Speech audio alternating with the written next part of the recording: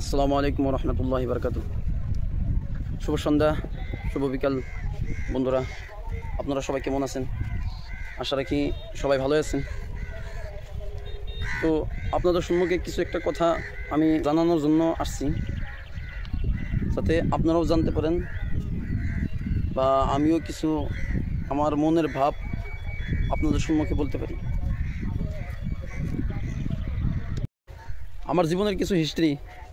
এক জামানায় ভাই এরকম আসলাম যে না আমি এই দিনকে চিনতে পারছি, না এই দুনিয়াকে চিনতে পারছি, নিজের স্বার্থ মতন এই দুনিয়াতে চলছি। কিন্তু যখন গলত রাস্তায় কদম দিয়েছিলাম, তখন খারাপ রাস্তার দিকে পাও দিলাম, তখন আমার আব্বুজান খুব মেহনত করে কষ্ট করে আমাকে কী করলেন, মাদ্রাসাতে দিলেন। তো যখন মাদ্রাসাতে দিলেন, সর্বপ্রথম মাদ্রাসাতে যাওয়াও আমার ভাল লাগে নাই, যে পড়াশোনা করে কী লাভ হবো, পড়াশোনা করে কোনো লাভই নেই, এই ধরনের ভাব মনের ভিতরে আসছিল। কিন্তু আল্লাহ তালার দয়ায় এবং মা বাবার দোয়ায় এই দুইটাই কাজে লাগছে। আল্লাহ তালা যে মানুষের প্রতি মহব্বত করে, দয়া করে, এটা সত্যি। তো এই সহি রাস্তাতে পথ দেখাইছে। আমি দিনের আলোতে আছি, যে ইসলামের ভিতরে কোনটা হালাল কোনটা হারাম এটা জানতে পারছি। প্রত্যেকটা মানুষের আলেম হওয়া তো দরকার নাই, যে আলেম মুফতি মৌলানা হইতে লাগবো, এটা হওয়ার তো কোনো দরকার নাই। কিন্তু এতটুকু আপনি এলেম অর্জন করেন, এতটুকু আপনি জ্ঞান অর্জন করেন, যাতে ওই জ্ঞানের দ্বারায় হালাল এবং হারাম আপনি চিনতে পারেন, এটা যথেষ্ট। ভাই মোট কথাতে ইসলামের যেটা আহকাম এবং ইসলামের যেটা হুকুম, এই হুকুম মোতাবেক আমাদেরকে জিন্দেগি চলা লাগে। যেরকম আল্লাহ তালা কোরআনের ভিতরে কথা দিচ্ছে, সুদ খাইও না, নামাজ ছাইরো না, নামাজ ছাইরে দিও না, বা রোজা ছাইরে দিও না।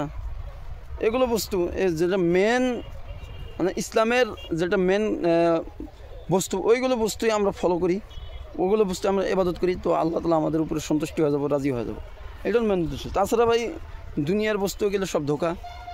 টাকা, ঘর, বাড়ি, পয়সা এগুলো চিরদিন থাকবো না। আর এগুলো বস্তু মানুষকে কবরও নিয়ে যেতে পারবো না।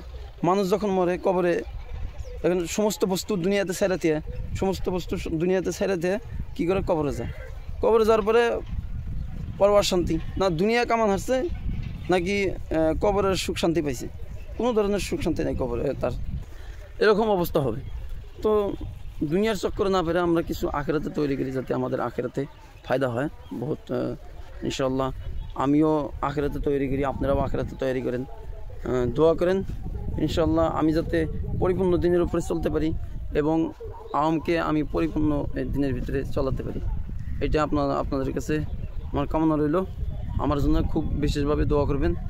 এবং যে মা বাবের উসিলা করে, যে মা বাপ আমাকে এই দিনের শিক্ষাতে আলোকিত করছে, দিনের শিক্ষা দিছে, ওই মা বাপেরও লাখ লাখ শুকরিয়া হাজার। মানুষ কইছে না যে যদি মায়ের এক ফোঁটা দুধের দাম, মানুষ গল্পতে কইছে যে মায়ের এক ফোঁটা দুধের দাম কাটিয়া গায়ের চাম, তবু যদি দেওয়া হয় তাও পরিশোধ হবো না। মা বস্তু এরকম, যে মা বাবা আপনাকে এতদিন পালছে, এতদিন খেলাইছে, এবং কি আপনি যখন ছোট ছিলেন বিছনাতে পেশাব পায়খানা করছে, ওই মা, দয়ালু মা, আপনাকে আপনার কাপড়, লেত্রা কাপড় নিজের হাত দিয়ে ধুইছে, সেই মা বাবা কাটিয়া গায়ের চাম যদি দেয় দুধের দাম, তবু পরিশোধ হবো না। মা বাবার এই মায়ের এক ফোঁটা দুধের দাম যদি আমরা গায়ের চাম কাটিয়ে দেই, তবু পরিশোধ হবো না।